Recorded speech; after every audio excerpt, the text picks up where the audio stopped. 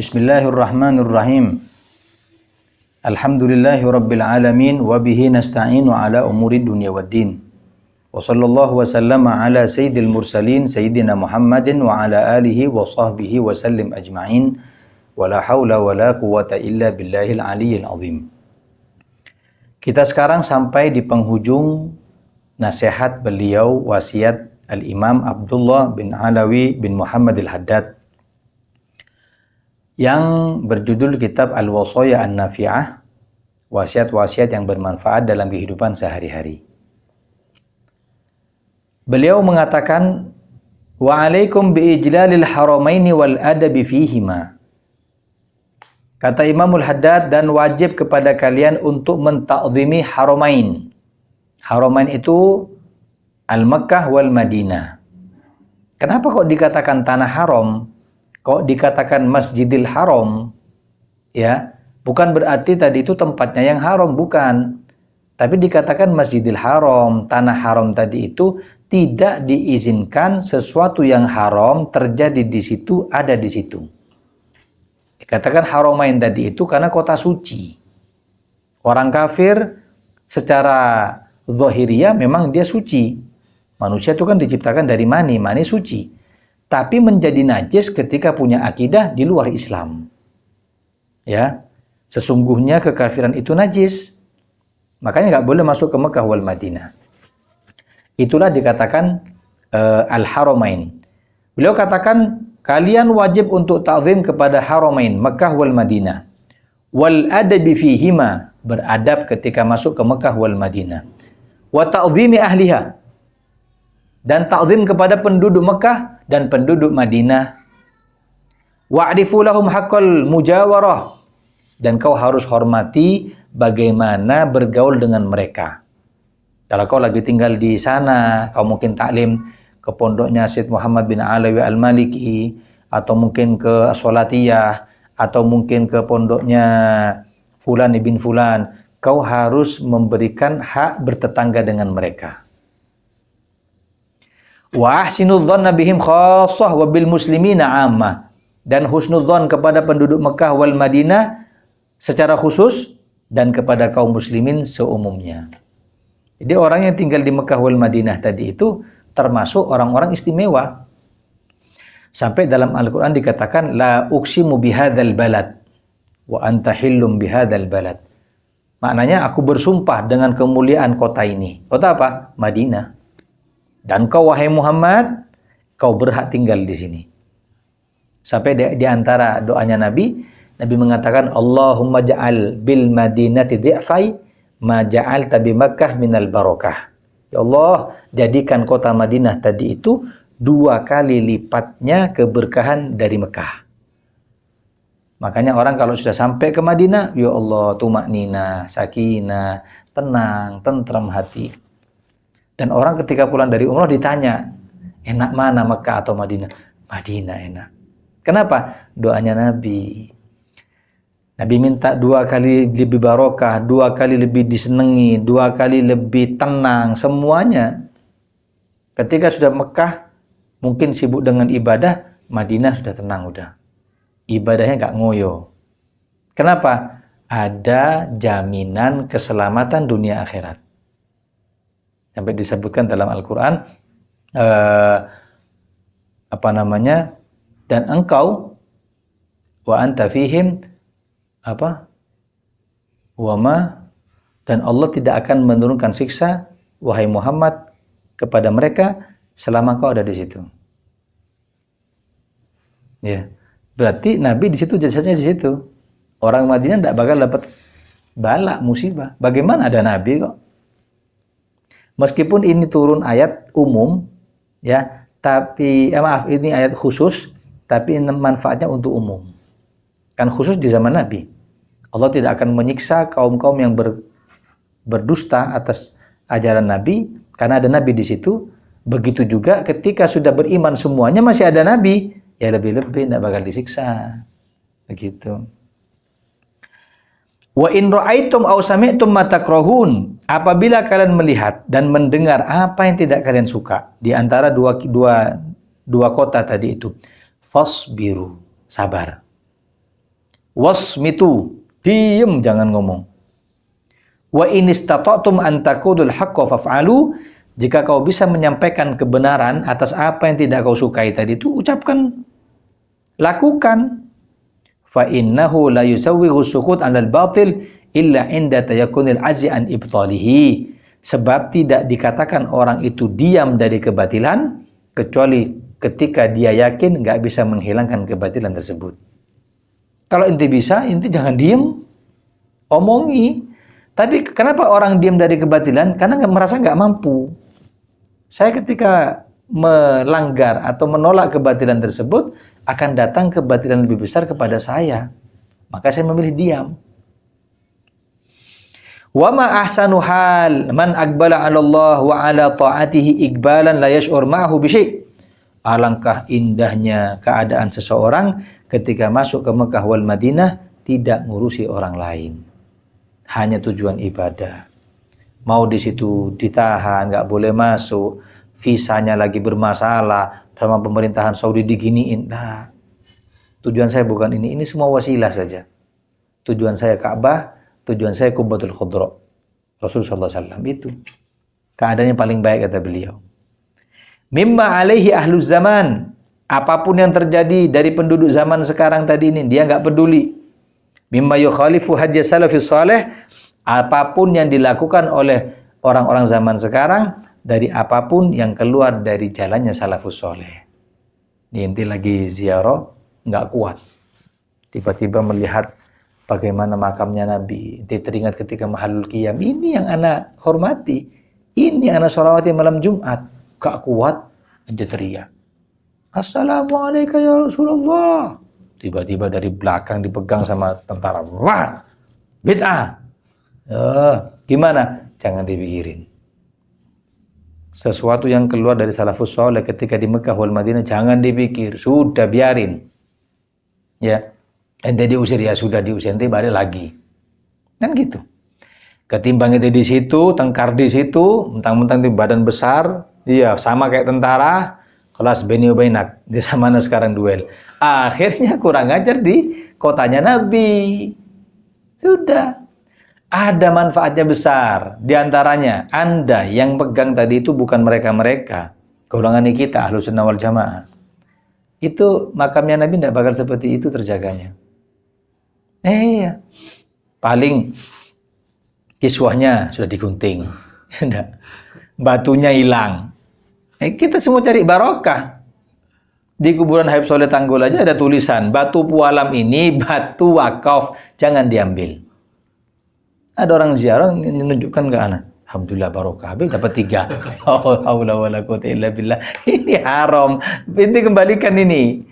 Kenapa? Itu wakaf. Gak boleh pindah tangan, pindah tempat itu. Untung dijaga mereka. Ya. Atau ketika lihat selesai dari ziarah, ayo baca maulid yuk, Mahalul Qiyam. Sallallahu ala Muhammad ya Nabi. Datang petugas. Bara.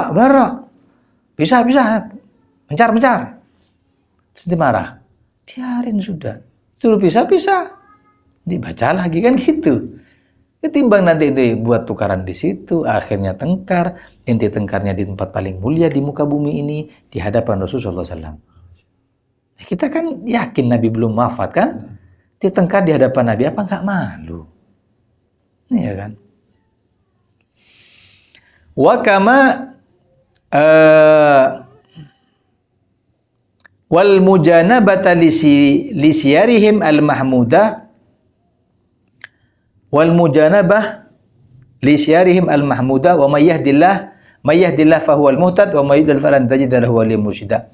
Barang siapa yang diberi hidayah, maka dialah orang yang diberi petunjuk. Barang siapa yang disesatkan tidak akan mendapatkan petunjuk dari Allah Subhanahu wa taala. Wa alaikum bil istikthar min a'malil birri fil haram. Jangan lupa perbanyak perbuatan yang baik ketika di Haram Mekah wal Madinah. Fa innal hasanata fihi bimi'at alaf. Satu kebaikan setara dengan 100.000 kebaikan. Sholat sunnah. Makanya saya sampai heran kalau ada orang berangkat umroh tanya, Ustadz, amal apa yang saya lakukan di situ? Loh, amal apa katanya? Ya amal semuanya. Ente bisa sholat sunnah. Kalau bisa, bukan cuma yang muakkadah, yang ghairu muakkadah. Iya, karena 2 rakaat di situ sebanding 1 rakaatnya, sebanding 100.000 kebaikannya. Apalagi, Ustaz, iktikaf di situ. Kalau pahalanya mungkin 700 kali lipat, ini berarti berapa? 700 kali 100.000. Berapa itu? 7 miliar. Itu iktikaf. Saat sedekah. Bagus, kesempatan di situ. Jangan terus lihat hotelnya jauh. Hasilnya kurang. Ente mau masuk hotel apa mau masuk ke Haram Mekah? Hotel itu cuma untuk naruh barang, istirahat agar kita ibadahnya lebih kuat lagi, sisanya berangkat. 24 jam di mana? Di Masjidil Haram. 24 jam di Masjid Nabawi. Enaknya Masjid Nabawi itu, ya Allah. Luar biasa. Betul. Kalau sudah di masjid itu baca kitab hadis, kayak baca kitab hadis di hadapan Nabi. Yang ngomong ini loh di hadapan anak. Rasanya seperti itu. Baca maulid yang dipuji depan anak ini. Itu perasaannya. Iya. Sampai ada, ya jadi kan al-madad ala qadril masyhad, pemberian tergantung cara pandang. Banyak di sana tadi itu orang-orang yang cara pandangnya lebih daripada yang kita pandang. Ada orang India. Waktu itu jalan.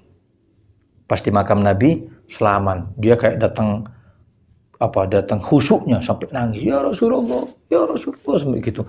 Diusir sama tentara. Tapi yang bikin ajib apa? Ini makam Nabi. Dia lewat gini, muter, mundur. Keluarnya itu mundur. Ajib. Ini enggak? Di banyaknya orang. Kenapa? Ta'zim.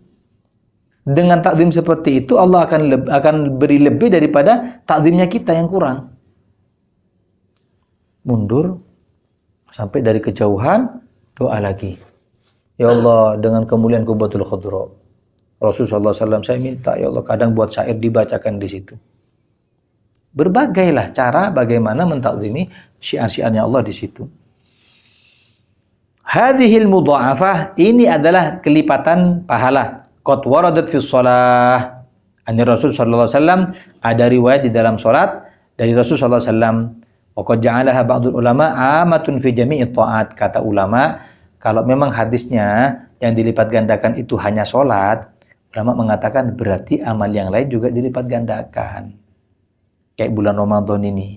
Ya, dilipat gandakan pahala salat. Ya terus, ya semua sedekahnya dilipat gandakan, iktikafnya juga.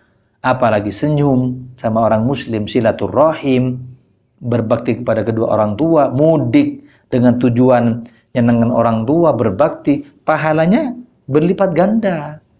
Karena sekarang kau berada di bulan yang mulia.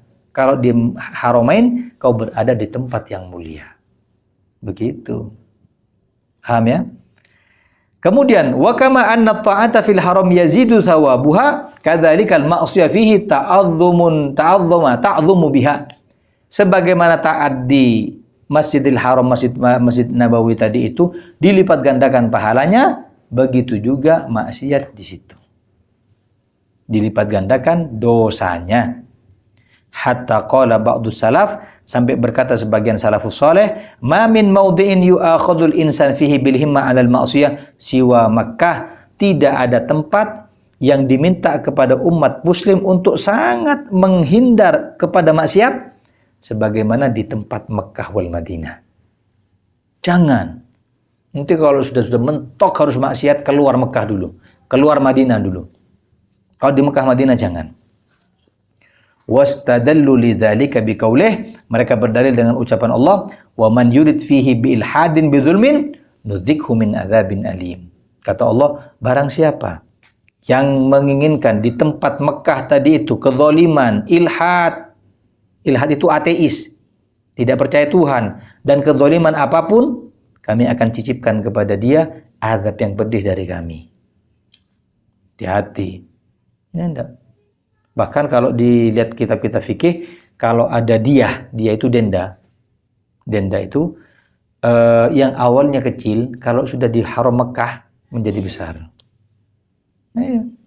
Contoh, orang itu pembunuhan kan ada 3 macam. Ada sengaja, ada tidak sengaja, ada semi sengaja. Ini tidak sengaja. Tidak sengaja, diahnya itu ringan, bisa dicicil. Tapi kan dilakukan di Mekah menjadi berat. Langsung naik ke level yang pertama. Loh, kok bisa gitu? Tempatnya beda. Tempatnya beda. Ini yang bisa ditebus. Adapun maksiat jangan di sini. Heran, di Mekah sibuk di hotel nggak sholat lagi, bukan nggak berjamaah, nggak sholat lagi. Yo Allah, tak paham mana. Mau dibilang apa orang seperti ini? Inti jangan sampai ninggalin sholat. Inti jamak takhir jamak takdim aja eman loh. Bagaimana berjamaahnya? Saya yakin sedunia ini masjid paling ramai jamaahnya Mekah wal Madinah, ya enggak? Ada enggak masjid yang mungkin setiap sholat berjamaahnya sebanyak Mekah wal Madinah? Al-Usman barangkali. Jamek sini, tidak ada. Eman berjamaah, nanti berjamaah. Itu sudah. Beb, tidak bisa nambah ibadah, tidak apa-apa. Yang wajib aja dulu. Bisa, alhamdulillah. Qala Ibnu Abbas radhiyallahu anhuma la an adniba sab'ina dhanban bi mawdi'in dzakaruhu kharijal haram ahabbu ilayya min an udhniba dhanban wahidan bi Makkah. Kalaupun aku diberi keinginan berdosa 70 dosa di tempat yang lain, ya, itu lebih aku cintai daripada 1 dosa tapi di Mekah. Mending 70 dosa di luar Mekah daripada 1 dosa di Mekah. Harasahallahu ta'ala, yang mana Mekah dijaga oleh Allah, wa zadahallahu ta'ziman wa tabjilan wa takrima, dan Allah menambah kepada Mekah tadi itu kemuliaan, keagungan, kemegahan, dan semua keutamaan yang ada. Ya. Ingat enggak? Ketika Abdul Muttalib memancing Abrahah agar didatangkan azab dari Allah. Jadi ketika Abrahah mau menyerang tadi itu, bingung orang-orang Mekah di zaman itu. Terus bagaimana? Abdul Muttalib punya ide. Bagaimana cerdiknya beliau. Gimana? Ini Abrahah pakai kendaraan gajah, pasukan gajah. Gajah itu kan gede. Kalau ada yang menghalang-halangi gajah akan disingkirkan. Kalau itu manusia akan dibunuh. Kalau itu hewan akan disembelih. Lah. Terus gimana? Jadikan penghalang-penghalang pasukan gajah itu di tanah haram, di sekitaran Ka'bah. Karena yang menjadi fokus mereka menghancurkan Ka'bah. Sudah diambil semua ternak-ternak, dilepas yang biasanya di satu kandang, dilepas di situ. Di tanah haram tadi banyaknya. Orang Arab itu kalau sudah beternak, ya, kambing, itu minimal 1000. Nah, iya. Karena memang tempatnya di situ. 4.000 punya, 40.000 disebar semuanya. Ketika disebar semuanya di tanah haram tadi itu, datang Abraha dengan pasukan gajahnya. Dihalang-halangi, mau berangkat kan ada kambing, iya. Wah, di situ disembelih kambing itu, dibunuh-bunuh semuanya. Salah bunuhnya, dibunuh di tanah haram yang di situ dilarang maksiat sampai hari kiamat. Pinter Abdul Muttalib. Kenapa? Memancing kemarahan Allah. Kalau saya menahan Abraha untuk menghancurkan Ka'bah, saya nggak mampu. Tapi Allah pemilih ini mampu. Dengan cara gimana? Dipancing biar marah. Akhirnya dibunuh-bunuh semuanya kambing-kambing tadi itu, turun ababil. Tarmihim bihijaratin min sijil, dilempari dengan bebatuan. Yang dalam riwayat ketika sampai kerikil dari sini, itu yang hangus sebadan dan gajahnya. Sijil itu tempatnya neraka. Kerikil jangan. Kocar kacir. Kenapa? Terjadi di tanah haram. Andai bukan di tanah haram mungkin enggak. Kau salah, ini tempat paling mulia. Abraha aja hancur, yang punya pengaruh, punya dunia, punya semuanya. Ente di Mekah wal Madinah enggak sholat. Main HP, lihat TikTok, hati-hati kon.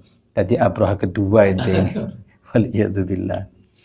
Maka dari itu selesai taklim kita selama bulan Ramadan tadi itu, ini kita sampai ke dalam separuh kitab Khatimatun, seri kedua daripada kitab Al-Wasaya An-Nafi'ah.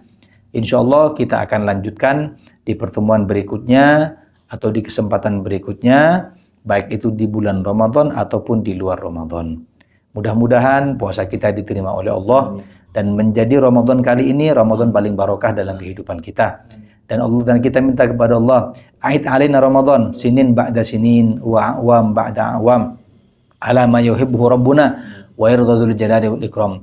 Mudah-mudahan Ramadan dikembalikan kepada kita tahun demi tahun, masa demi masa, dalam keadaan sehat walafiat, diridhoi oleh Allah dan Rasulnya Muhammad SAW. Mudah-mudahan yang kita pelajari bisa kita amalkan. Kita mendapatkan keberkahan Imamul Haddad. Sekian dari Al-Faqir, wa sallallahu ala sayyidina Muhammad wa ala alihi wa sahbihi wasallam ala hadhihi niyat wa kulluna shalihah wa ala mana wa sahibul kitab al-muallif al-Imam Abdullah bin Alawi bin Muhammad al-Haddad wa jami' masyayikhina wa Sayyidil Habib Umar ala hadhihi niyat wa kulluna shalihah wa ila hadratin Nabi Muhammadin sallallahu alaihi wasallam. Al-Fatihah. Alhamdulillah minasyaitonir rajim. Ya kana ya kana nasta'in ihdinas siratal mustaqim. Allahumma shalli wa sallim ala sayyidina Muhammadin. Alhamdulillahirabbil alamin.